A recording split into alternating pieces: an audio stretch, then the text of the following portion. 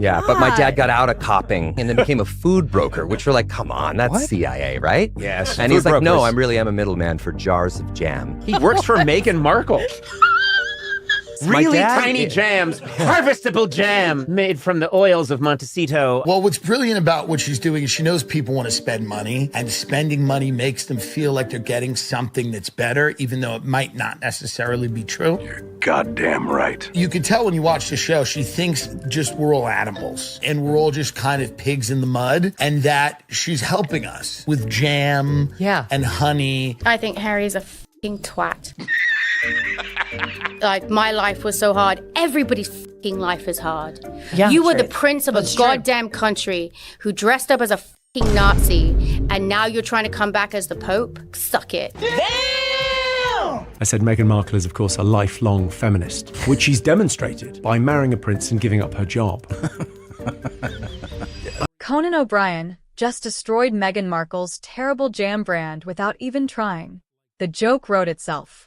Meghan is out here trying to be the next Martha Stewart with her American Riviera orchard nonsense, and Conan casually obliterated it in one sentence. But that wasn't even the worst of it.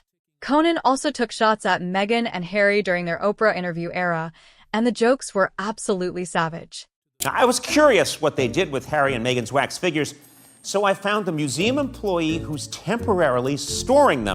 These aren't jokes Meghan's PR team can spin into victimhood. But it gets even more humiliating. Conan actually did an entire segment mocking their wax figures at Madame Tussauds. Oliver, you have generously offered to keep the wax figures of Harry and Meghan safe. Yeah, that's correct. And if I may, I would just like to say that I'm definitely not using the wax figures for sex stuff. What? And then he introduced the museum employee who stores them. They are in a loving home, and I treat them better than the museum ever did. They didn't appreciate Meghan's soft hands or Harry's supple lips. They are in a loving home, Conan, and I treat them better than the museum ever did. They didn't appreciate Meghan's soft hands or Harry's supple lips. Oh! Ew! What the fuck? The creepiest part was still coming. And this is where it gets weird. I think he's a twat. He's a whining, whinging, complaining, woe is me, I'm the only one that's ever had mental problems. The fact that Conan created a whole character talking about inappropriate things with their wax figures, that's the kind of mockery that sticks. That becomes part of how people see them. But here's where things get really interesting because Jimmy Carr says something nobody wants to talk about. He brings up what happens if Charles passes away and, God forbid, something terrible happens to William and Kate. One plane crash, one tragic accident, and suddenly Harry and Meghan are back in the line of succession. That's the nightmare scenario nobody wants to imagine. We'll get to that clip in a bit, but first you need to see what the Osbournes have been saying about Meghan and Harry lately. And trust me, they didn't hold back. You've been handed the world and every major contract, you had podcasts, you have all of this, and you didn't deliver because There's nothing to deliver. Yeah, because you don't have it. And that's okay. And I think they do have a right to privacy, but that doesn't seem to me what they're looking for. The fact that Kelly felt comfortable calling a prince ___ on television tells you everything about how far Harry's reputation has fallen. This isn't someone the public respects anymore. He's become a punchline. The curtsy, the thing she said about medieval times, her lunch with the Queen was like medieval times, which, as you know, is a Disney-type entertainment place for kids. And it's just so horribly disrespectful and just a wine fest. Here's what stings about Kelly's point. Netflix didn't set them up to fail. Spotify gave them every resource. A-list production teams, unlimited budgets, global platforms. The failure wasn't circumstantial. It was fundamental. They genuinely don't have anything interesting to say. Then Sharon Osbourne joined in, and when Sharon starts talking, you know it's going to get real. Cuddly, lovey, holding hands, going everywhere together. It's so disingenuous. It's like, come on. Body language experts have been saying this for years. Excessive hand-holding and constant physical affection isn't normal for couples who are genuinely secure. It looks like they're performing for the cameras, trying to prove something that should need proving. It's all just craziness going around and around, and he's turned his life and the royal family's life into a soap opera. What's wild is that Harry grew up watching his parents' marriage get destroyed by media exposure.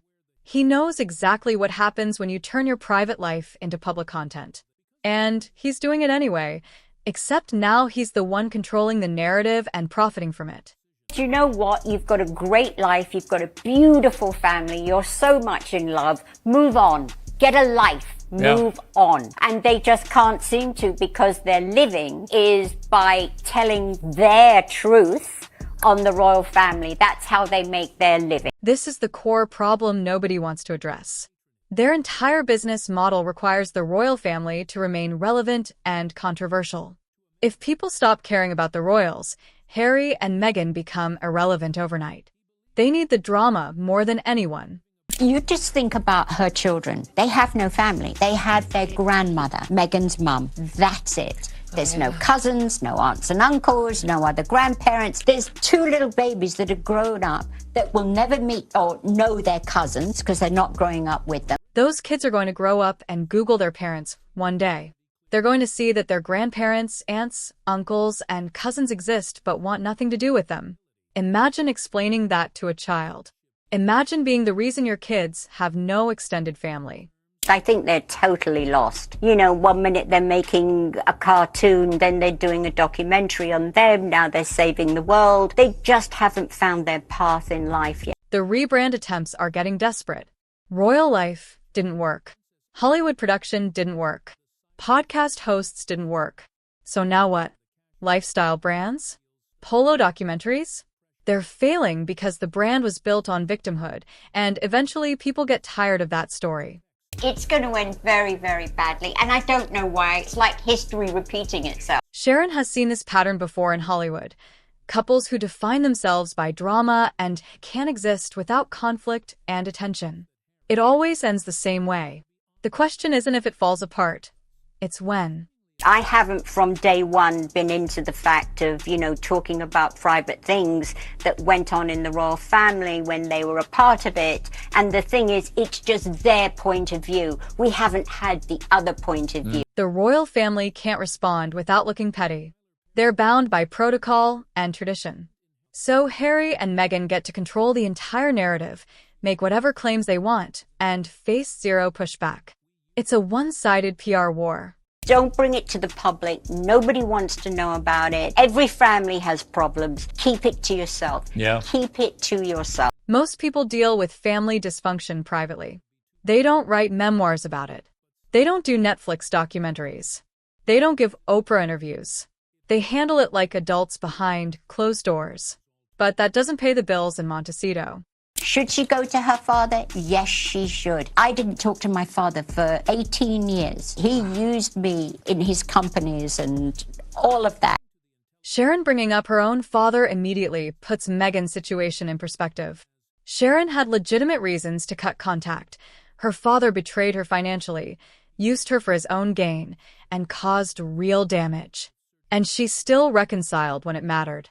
Millions and millions I had to pay because my father got me in the crap.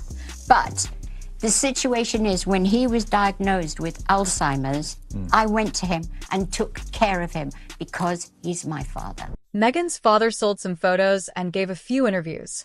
That's it. He didn't steal from her. He didn't abuse her. He didn't destroy her career. He embarrassed her. And for that, she cut him off completely and won't let him meet his grandchildren. The lack of proportionality is insane.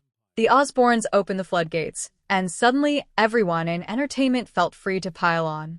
At the Golden Globes, Joe Coy delivered one of the sharpest jabs of the night. Turns out Prince Harry and Meghan Markle will still get paid millions of dollars for doing absolutely nothing. And that's just by Netflix. The Netflix deal has become the ultimate symbol of their grift. Massive contracts, minimal output, maximum complaining. Joe Coy saying it on one of the biggest stages in entertainment meant millions of people were nodding along. Then Family Guy created an entire animated segment. And when animated shows start mocking you, you've officially become a cultural punchline. Sir, your millions from Netflix for no one knows what. Put it with the rest of them. Babe, Time to do our daily $250,000 sponsored Instagram post for Del Taco. I shouldn't have left the made-up nonsense. Animated satire works because it strips away the PR spin and shows the raw absurdity. They're not struggling. They're not oppressed.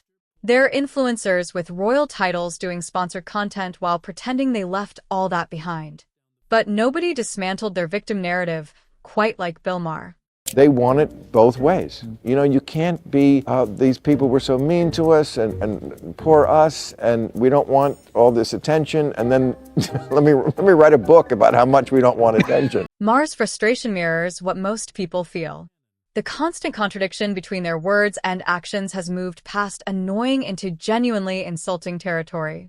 It's gaslighting on a global scale. They just strike me as creatures of that generation. You know, you're just fragile. Just take a hint from the Queen, the recently departed. Never complain, never explain, and rarely be heard speaking in public. The generational diagnosis hit hard because it explains so much. This isn't just Harry and Meghan being difficult. It's their entire approach to life, fragility disguised as strength and complaining disguised as advocacy. You're complaining about your hard life, and you're so privileged. It's just so weird. It's ridiculous. I totally agree. When you've lost Bill Maher, a liberal who typically defends progressive causes, you know you've gone too far. Even people predisposed to support them can't ignore the privilege gap anymore. Even John Oliver, who usually stays diplomatic, couldn't resist weighing in. I don't think they will change because I don't think they have the capacity to, but they obviously should. Coming from Oliver, this was brutal. He's not saying they're stubborn or difficult. He's saying they're fundamentally incapable of change. That's a permanent character assessment, not a temporary criticism. Then the British satire show Spitting Image took its shot. In California, we're just a regular couple living close to Oprah and far from the paparazzi. Woo! But not too far. That line exposes their entire strategy. Close enough to Oprah for networking and credibility, close enough to paparazzi for content and relevance. Every decision is calculated for maximum benefit while maintaining plausible deniability. But one comedian didn't just mock them. He brought up the one thing that makes all of this dangerous. What happens if Charles dies and something terrible happens to William, Kate, and the kids? One plane crash, and suddenly Harry and Meghan are back in the line of succession. We'll get to that nightmare scenario shortly, but first you need to hear what happened when the truly savage comics weighed in.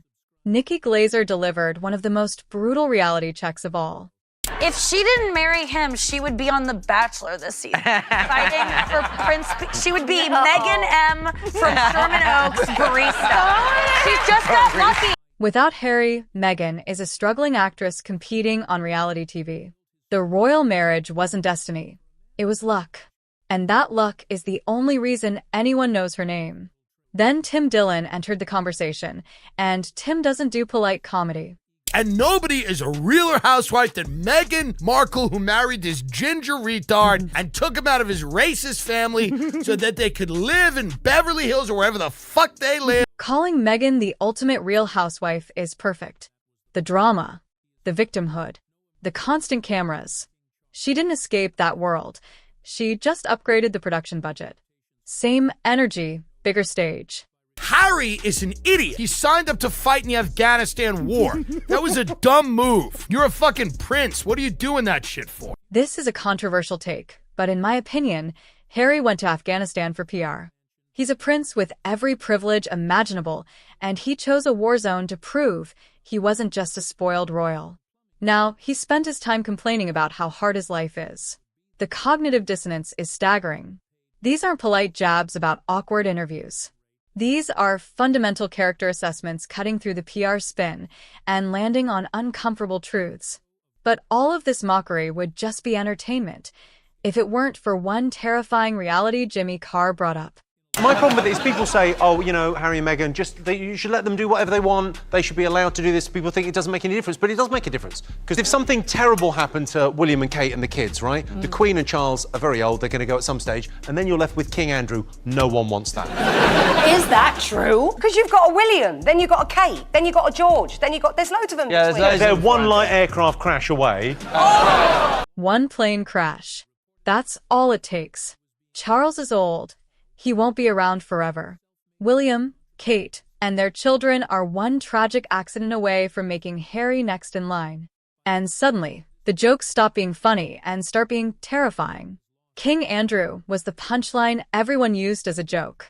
But King Harry, with Queen Consort Meghan, isn't a joke, it's a real possibility. A woman who compared lunch with the Queen to medieval times. A man who sold his family's private conversations to Netflix. These are the people who could potentially represent the monarchy. That's why the mockery matters. This isn't just entertainment anymore. Their behavior, credibility, and inability to handle responsibility have real consequences because they're still in the line of succession.